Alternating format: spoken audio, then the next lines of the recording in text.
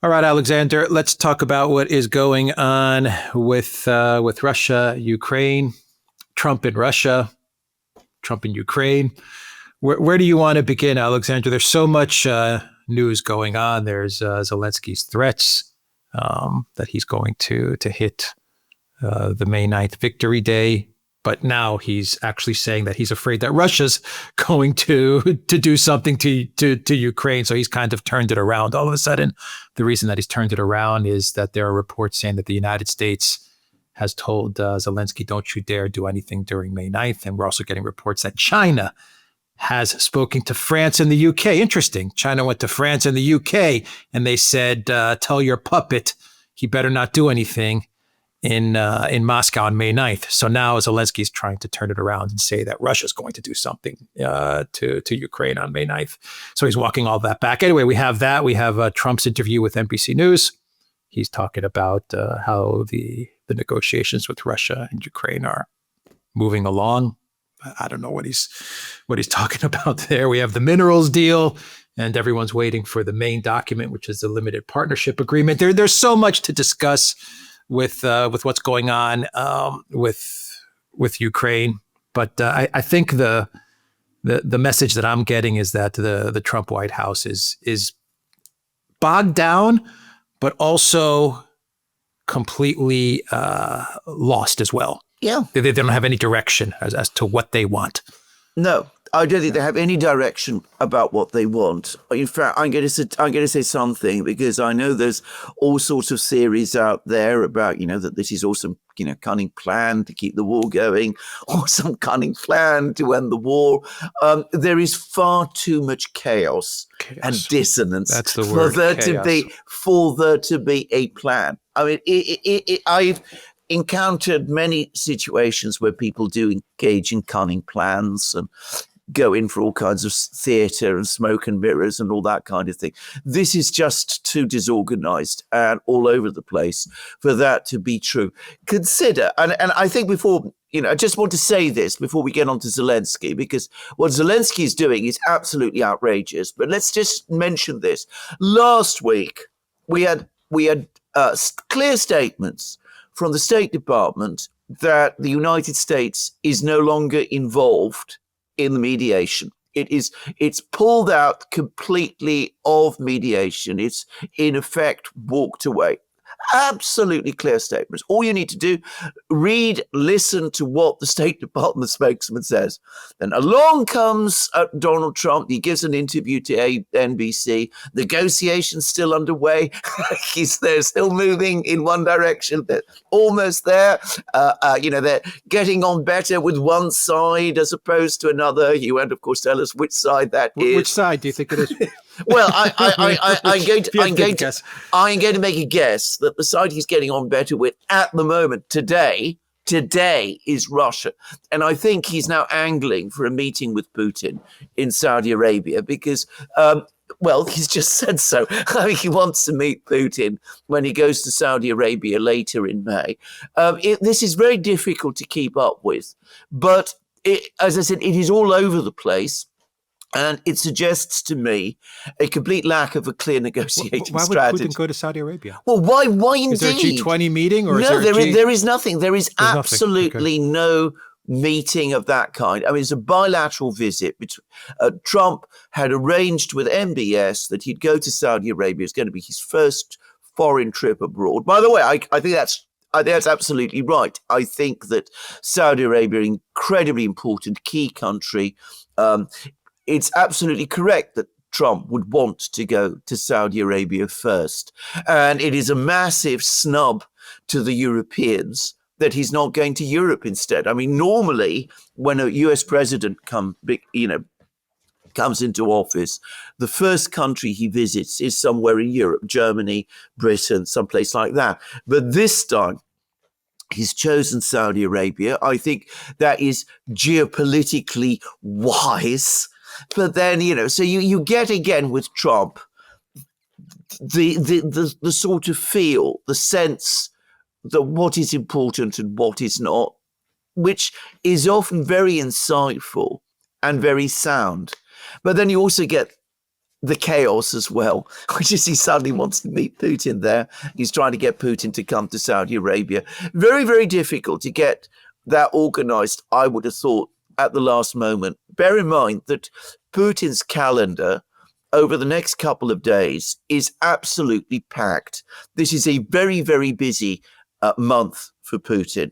He's got obviously the victory parade to deal with. He's got meetings with Lula and Xi Jinping and all sorts of other important people. The president of Cuba, Fico, right? I believe Orban is going, but I'm not sure about Orban. Fico definitely, it seems, is going. Vucic probably going. All these people. So he's got all these people to meet. Xi Jinping's like a 4-day meeting. Four-day meeting. Yeah, absolutely. It's a huge meeting coming up. And on top of all of that, he's suddenly been told that Trump wants to see him in Saudi Arabia. I mean, it may not be easy to sort that out as Trump wants. But anyway, when you see this moving backwards and forwards from one position to the next position, last week Zelensky is up, Putin is down. Now this week it's starting to look like it's the other way. That tells you that Trump doesn't have a clear negotiating strategy. The administration is deeply divided. There are clearly different factions fighting it out. Some do want to commit to Ukraine, others don't. But let's just talk first about Zelensky, because these statements, these threats that he made against the Victory Day parade were absolutely outrageous. And I mean, you only have to go and look at his comments to see that he was definitely threatening the Victory Day parade. Now, it's completely understandable that the United States should have privately warned him against doing so.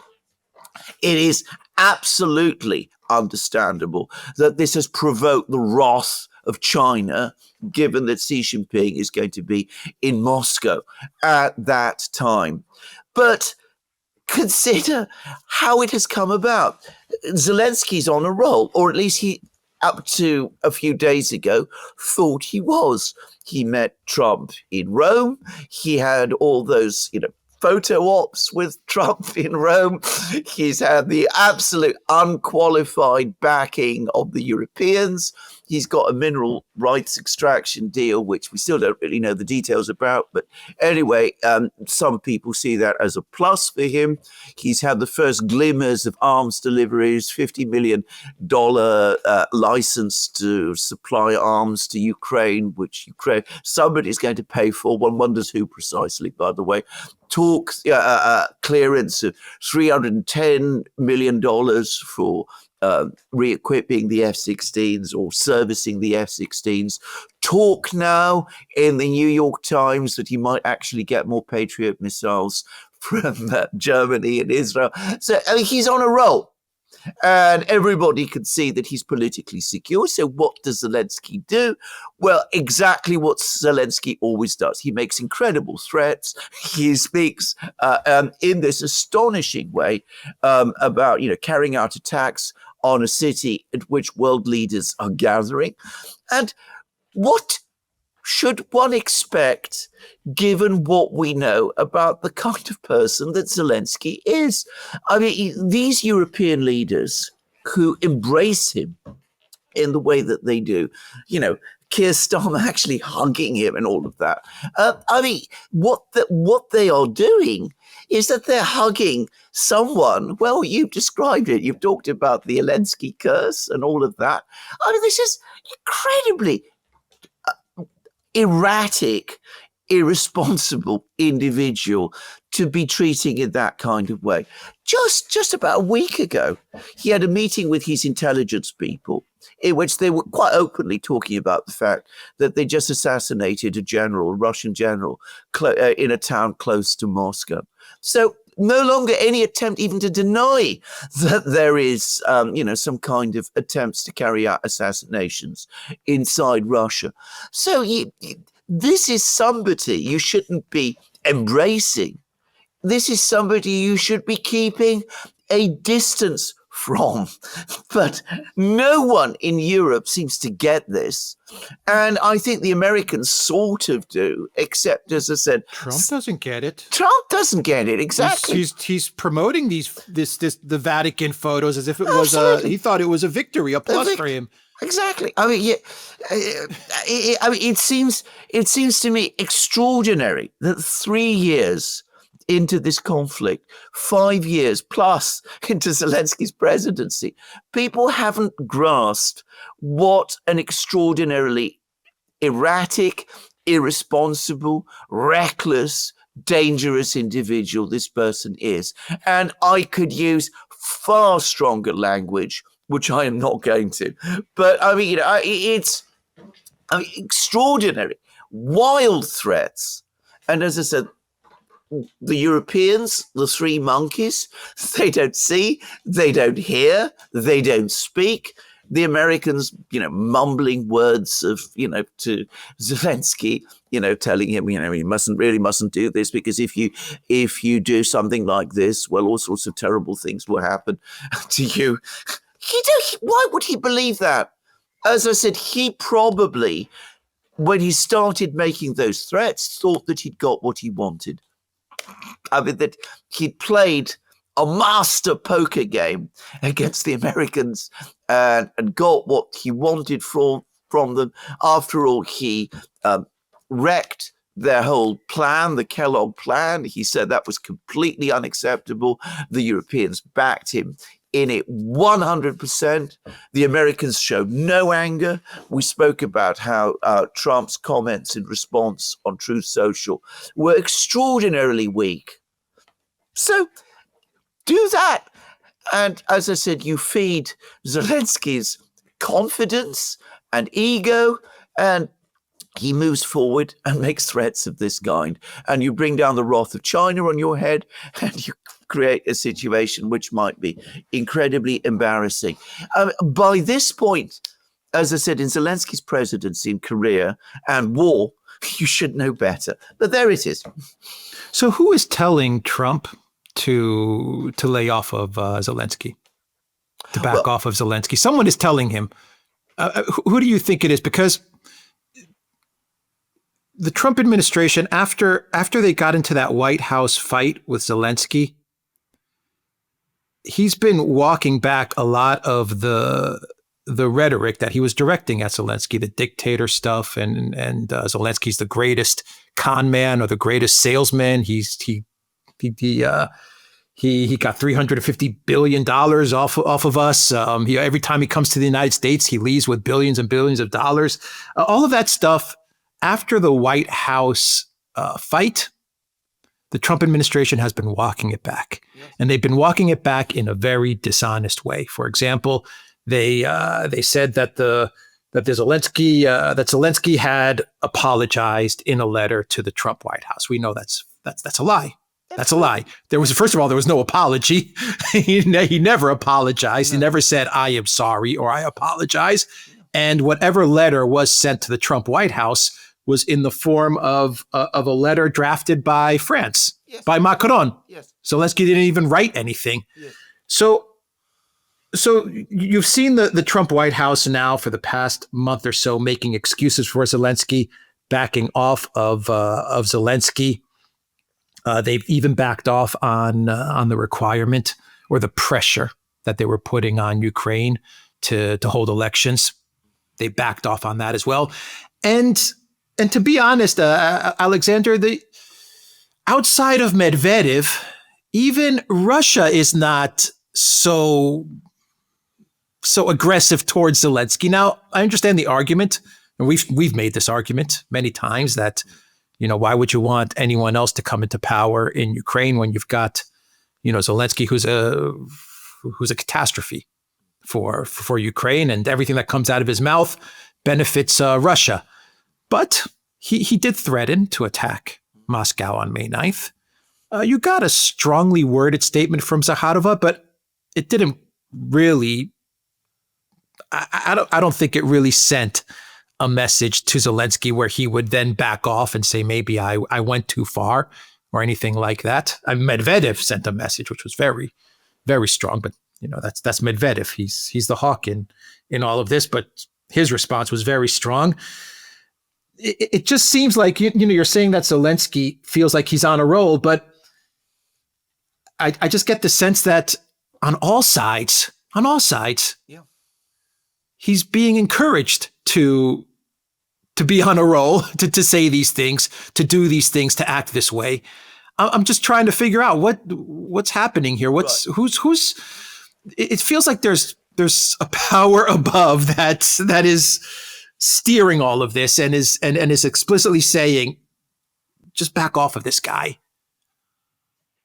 Well, I'll tell you what I think. I mean, let's talk about the Russians in a moment, because I think the Russians, to some extent, are semi-detached from all of this. Let's focus. But can I just say something about the Russians? I will say something. I just want to say one thing that happened last week.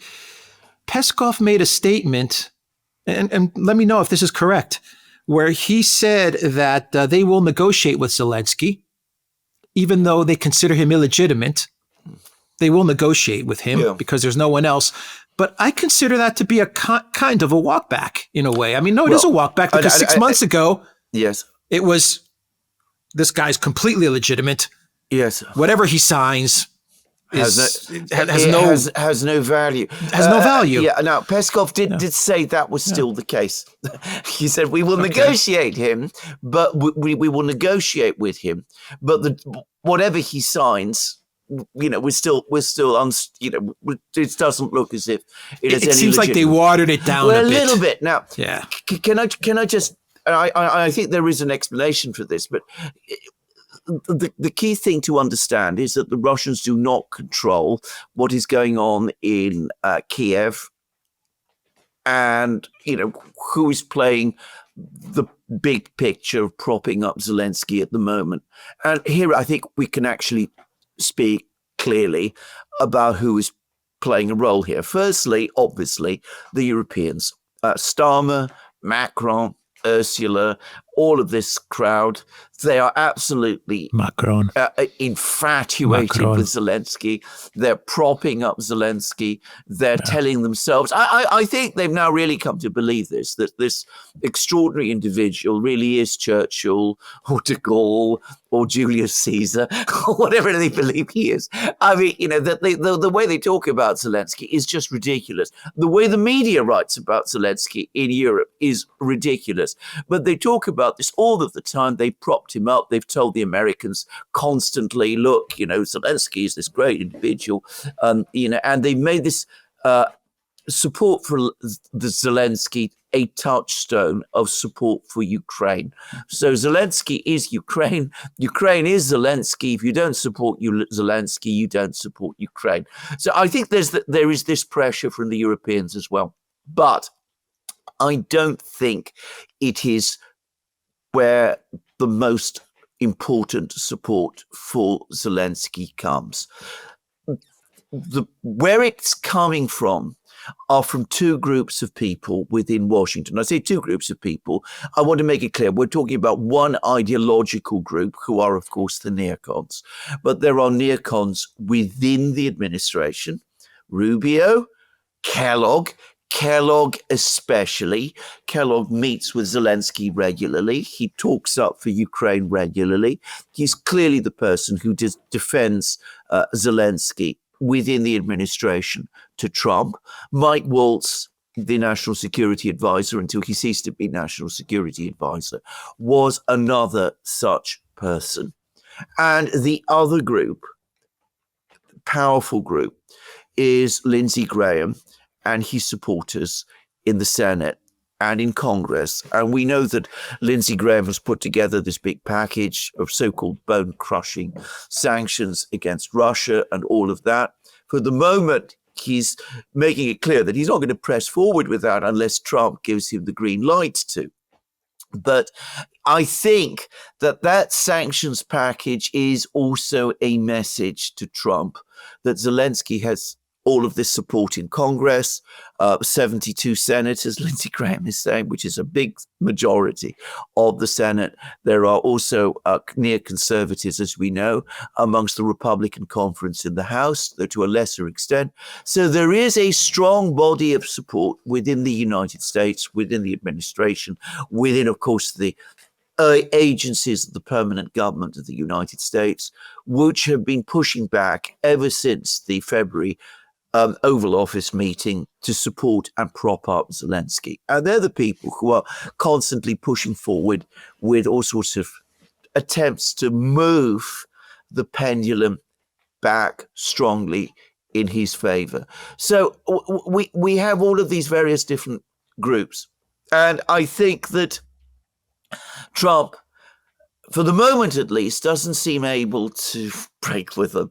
Perhaps he, at some level he doesn't want to. I don't know. But I think that for the moment, this coalition is strong enough, powerful enough to be able to keep Zelensky where he is. And the knock-on effect of all of this is that it secured Zelensky's own position in Kiev. You remember, I've discussed this in several programs now, and we've talked about this at length. Whereas a year ago, after the fall of Avdiivka, Zelensky's position looked very, very fragile. And if there'd been a real push, he could probably have fallen. And of course, his electoral mandate was coming to an end. Today, because the Europeans support him, because so many powerful people in Washington support him, because he's managed to cut deals with the nationalist militias in Ukraine, his position looks secure. So it is much more difficult to move against him than would have been possible a year ago. So he's much more secure and confident about his position. He knows he's got political allies in Europe and in the United States, and he's able to call the bluff of anybody in Washington who is coming against him, because he thinks that at the end of the day, he can be as rude about the Americans as he wishes. I mean, his comments after the Americans produced Kellogg miners were frankly insulting about Kellogg miners. I mean, I won't recognize Crimea. I won't accept any of this. It's absolutely not something I'm in any way prepared to do. This is the person who's getting has received hundreds of billions of dollars of US aid, and he's dictating outcomes to the United States, and the Americans meekly accept it. I mean, they won't push back against Zelensky the way that they've done. Now, when it comes to the Russians, the consistent Russian position since last summer was that Putin has said, look, this man is illegitimate. He's not been re-elected. The Ukrainian constitution does not provide for the president's term to be extended in this way. Given that this is so, we have serious doubts about, to put it mildly, about Zelensky's capacity to sign any document. But what's happened over the last couple of days, couple of weeks, is that the Americans have come along. They've been pushing for a ceasefire. I think the Russians have basically rejected that. The Americans have come along and they've said, we want you to accept Kellogg miners. The Russians have rejected that too. So what the Russians have been doing is they've been saying, look, we're not prepared to go with any of this, but we are prepared to sit down without conditions and negotiate with Ukraine. And it's a position, by the way, a formal position that they have always held. They are therefore able to point out not just that there's a question mark over Zelensky himself, but more importantly, that it is Zelensky who's refusing negotiations and won't rescind his October 2022 decree, which prohibits negotiations. So how can we actually negotiate when we can't get past first base because this man won't negotiate with us?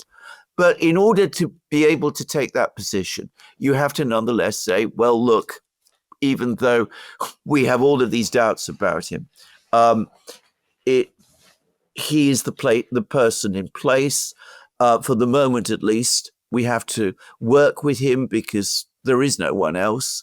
But that doesn't mean that we are holding back on anything else that we've said. And I think that is the Russian position at the moment. It's tactical. And you get Medvedev, who plays the role of the hard man, who takes all of the threats and says all of these things. You get very strong statements from Zakharova. But Putin himself, of course, always remains quiet. And he's actually given a massive interview to his favorite journalist, Pavel Zarubin, who he says, the importance in this situation of remaining disciplined and calm.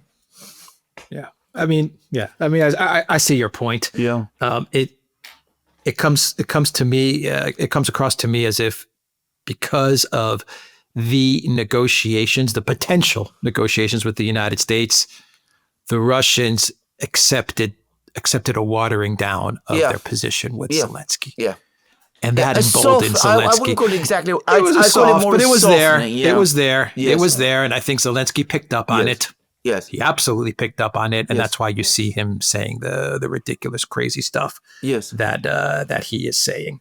When the Americans, for a short time, were talking about getting Zelensky out, the Russians hardened their position.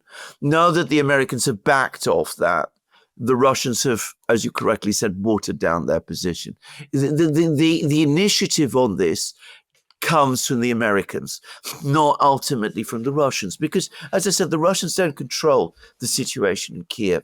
There are rumors, however, that the Russians are actually preparing in private, and they're not publicly announcing it, a kind of new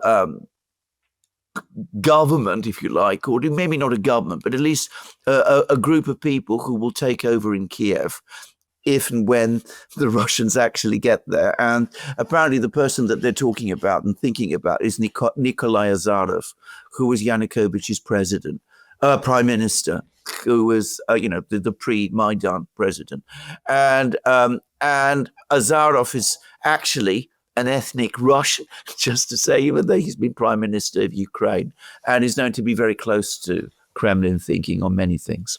Just to say. Well, given the fact that the negotiations have broken down, I don't even think they were negotiations, but we'll call them negotiations with the United States, because I don't know what else to call them. The talks between Witkoff and Putin, which is really what it was, because that all looks like it's broken down. Perhaps the Kremlin should not follow the U.S.'s lead on all of this stuff. I mean, maybe they should rethink the strategy a bit. I don't know, because I do think it has emboldened Zelensky and Ukraine to a certain extent. Yes. To a certain extent.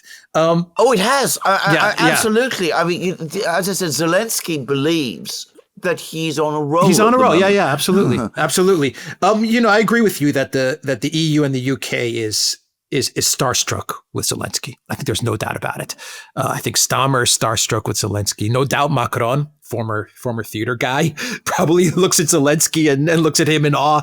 Trudeau was absolutely obsessed with Zelensky. Annalena Baerbock. I think all of the Europeans are absolutely just obsessed with this man who was a one-time actor, comedian, and is now president, and is now Churchill, and all of these things. This I completely agree with you on.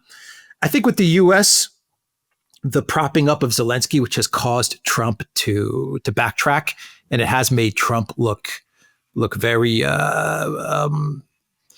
It's not the art of the deal. It's not.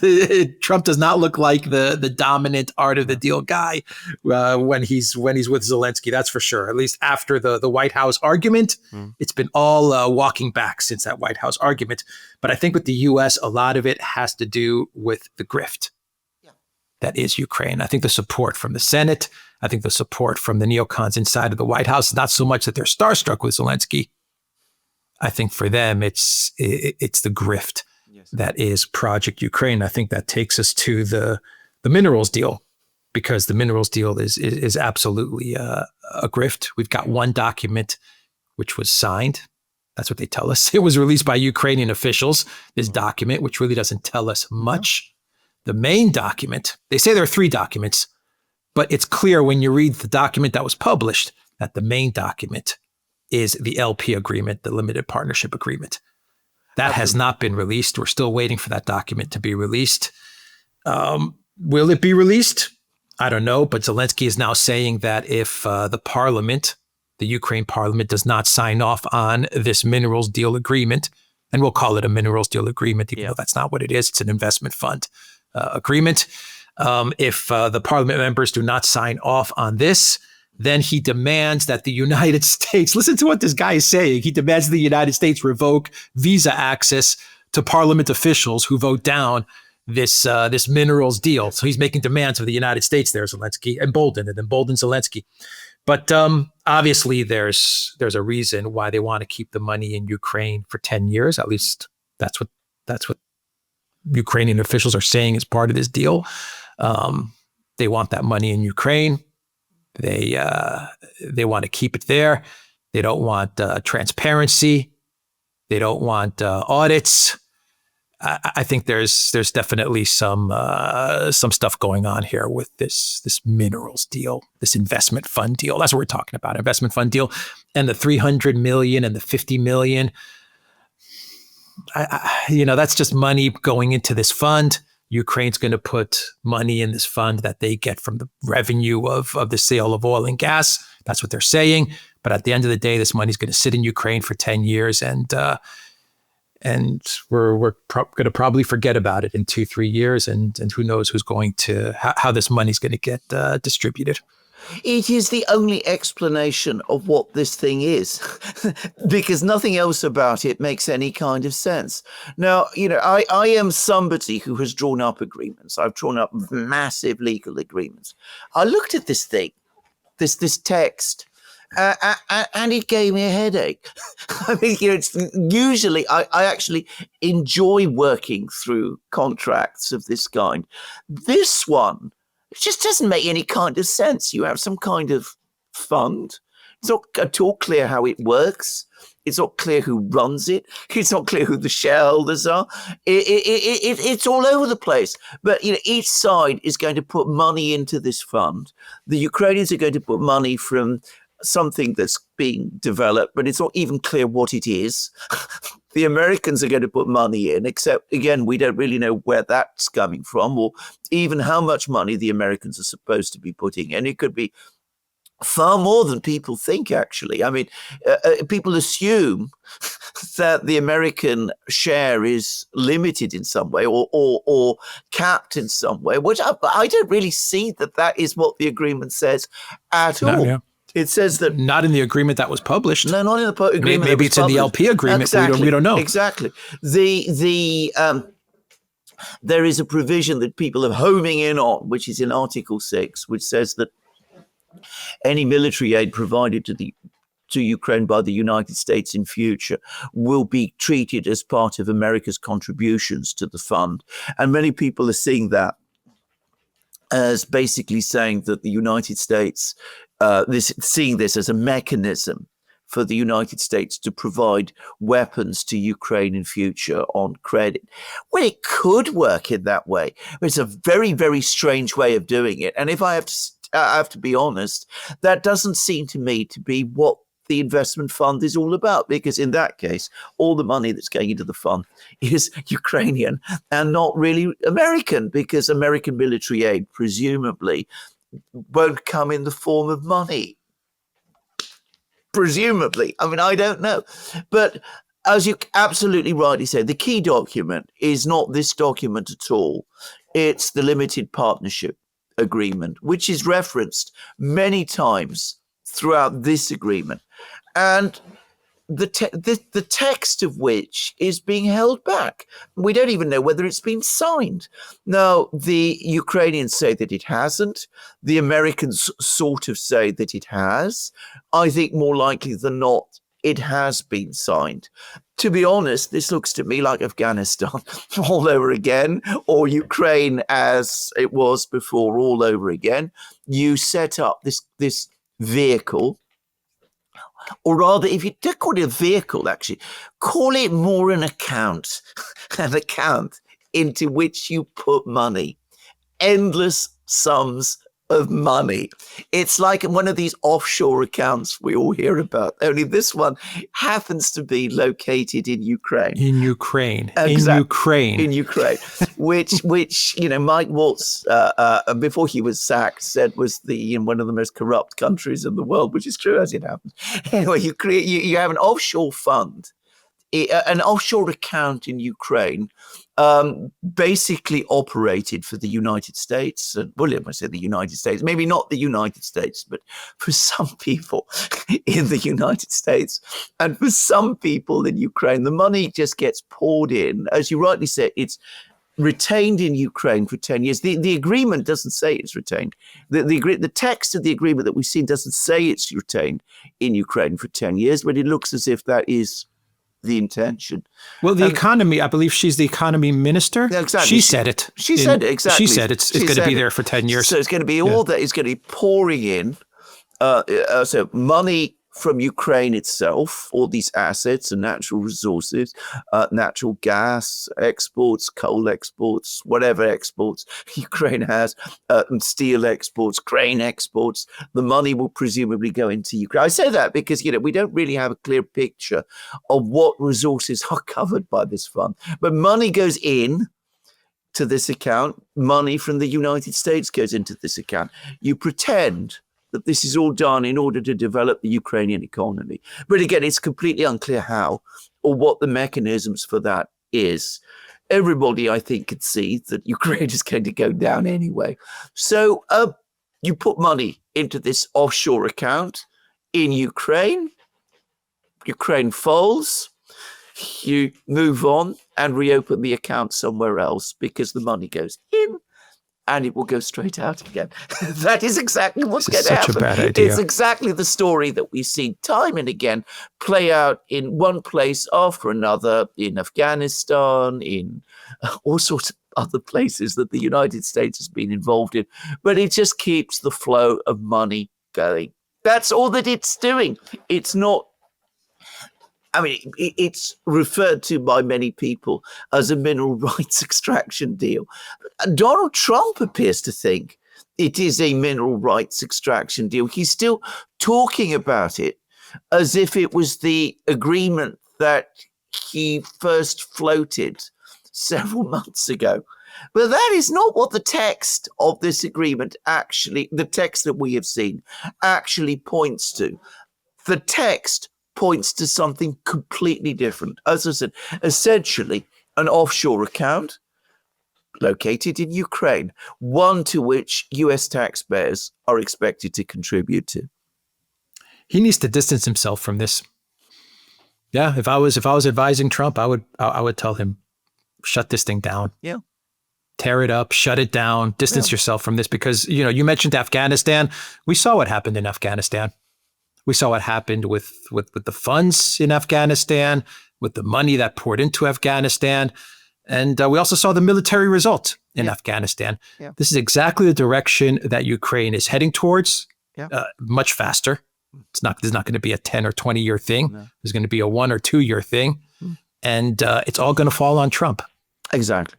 $3 trillion was Afghanistan. It's not going to get that far, but anyway. But this, you're absolutely right. It's the same mechanism that has been created all over again. And we come back to your point, the point that you just made a moment ago. This is really why there's all this support in Congress.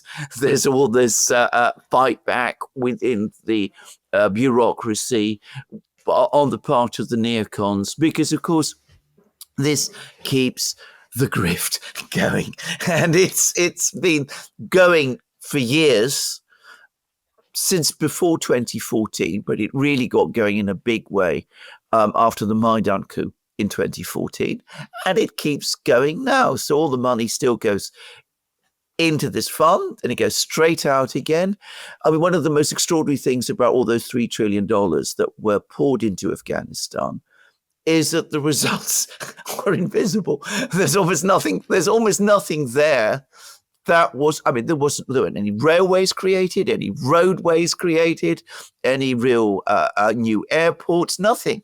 The money just went in and it went straight out again. And that's exactly what's going to happen with this. Yeah, that's why I'm saying, and we got to see that limited partnership agreement. But I'm assuming, going off of what the Ukraine minister, what she said in that post, I'm assuming that she's seen the documents, obviously, and that the money's going to stay in Ukraine for 10 years. That's what she said. For 10 years, the money's going to remain in Ukraine. Yeah. And my thinking on all of this, I don't know, maybe grift is too strong a word. I don't know. I think it is far too weak. Okay, but my thinking on all of this, I think in a very rational way, I guess, is if it was in the U.S., then people would most likely audit it. They would most likely take a look at the spending, the money going in.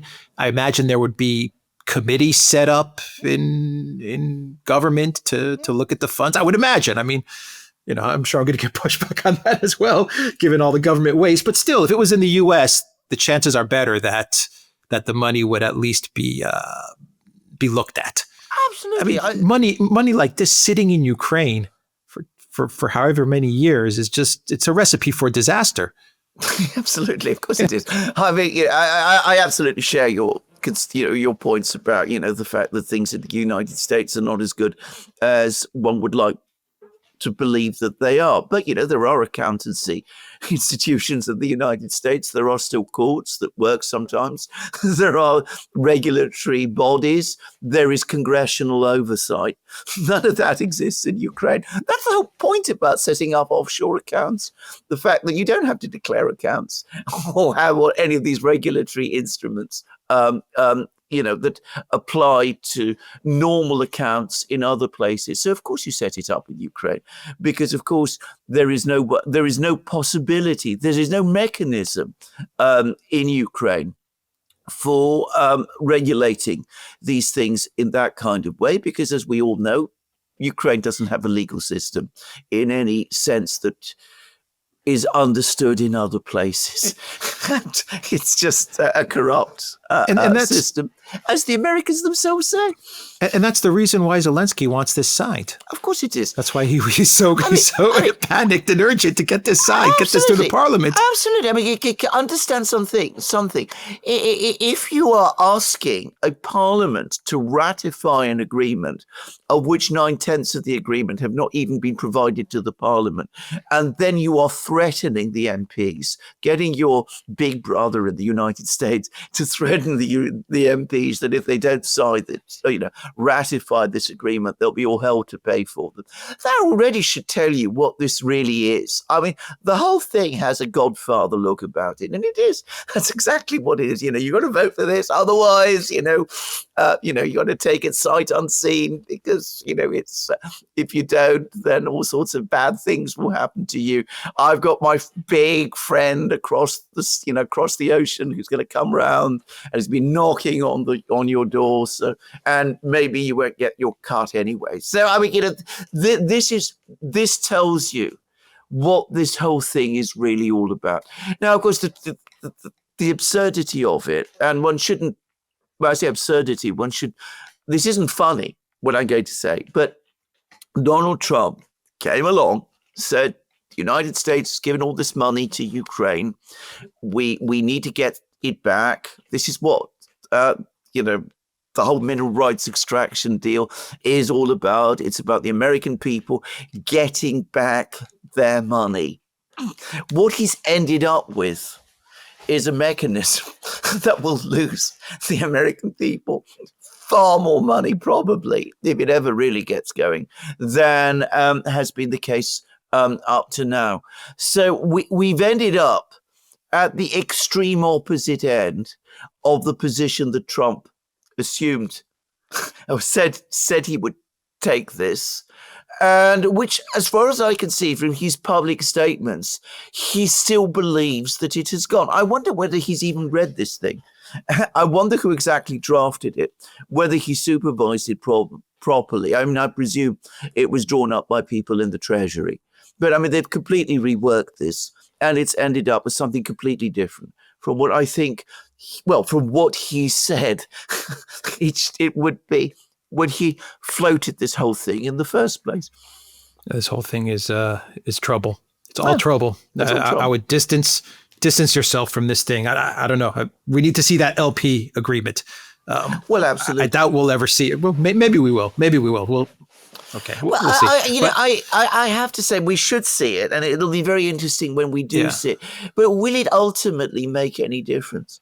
Because whatever the agreements that you make are, the fact is that you set up an investment fund in Ukraine, an overseas account in Ukraine. I mean, at the end of the day, I mean, whatever rules are drawn up, whatever regulations are created, who's going to enforce them in Ukraine? Yeah.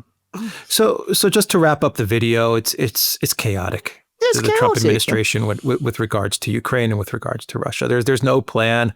There's no direction. It's just being made up. Every couple of days, they're just making things up. And it's not only Trump making things up. It seems like there's 4 or 5 different factions that are pulling in all kinds of different directions. Absolutely. Exactly. And of course, you're absolutely correct. And the president himself, Donald Trump, is completely at sea. And to repeat again, there is no plan here. This is not about some clever plan to fool the Russians into a freeze, as some people are saying. If that kind of plan existed, the United States would be going about it in a completely different way. So there is no plan here. It is chaos. It is muddle. There are different factions. I mean, we haven't spoken about the other side, but I mean, within the United States, there is a group of people who have absolutely figured out what Vladimir Zelensky is all about, and who clearly are very, very angry about this whole thing. I mean, Marjorie Taylor Greene is hopping mad. I mean, she's published a tweet in which she says so. What on earth is this? Sean Davis, who is the CEO of The Federalist, which is absolute, MAGA magazine, very good magazine, incidentally, just to say, very interesting magazine. He is furious about this. He's been on Fox. He's been talking about this. There are people within the administration who've seen through this. I don't know this for a fact, but I'm pretty sure that J.D. Vance, who clearly doesn't like Zelensky, I'm pretty sure that he's seen through this. I'm sure that there are other people also, maybe Tulsi Gabbard, maybe others, Donald Trump Jr., people of that kind. So there is another group of people in Washington who can see perfectly well the drift, that things have been following over the last 2 weeks. But there is no consensus within the administration on the way forward. So you have one group pulling in one direction, another group pulling in a different direction.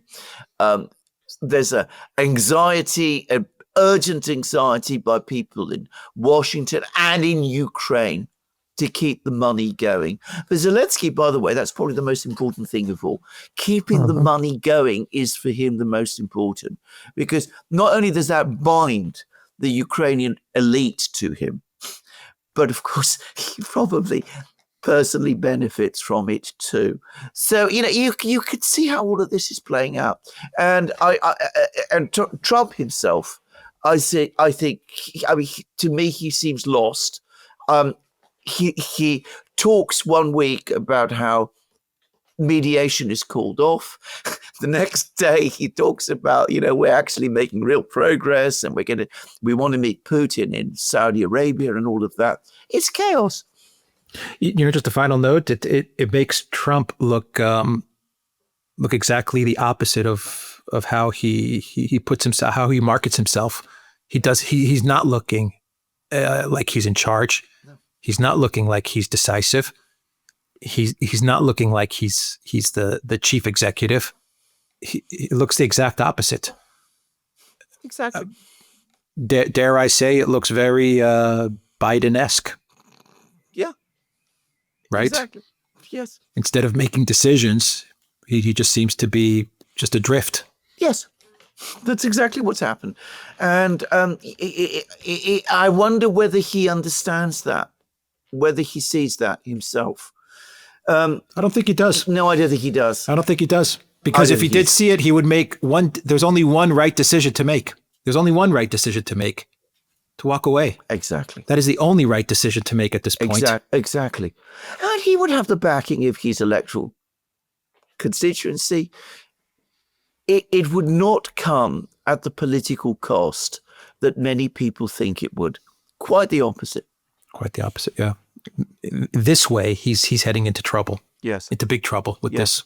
Yes. Yeah, and it's bogging him down. Just another final note. It's bogging him down from handling everything else. Correct. Which is exactly what we warned would happen when back in the summer of last year, we on this channel were the first people to say that he should not get himself involved in negotiations about Ukraine. He should simply walk away on the first day that he became president.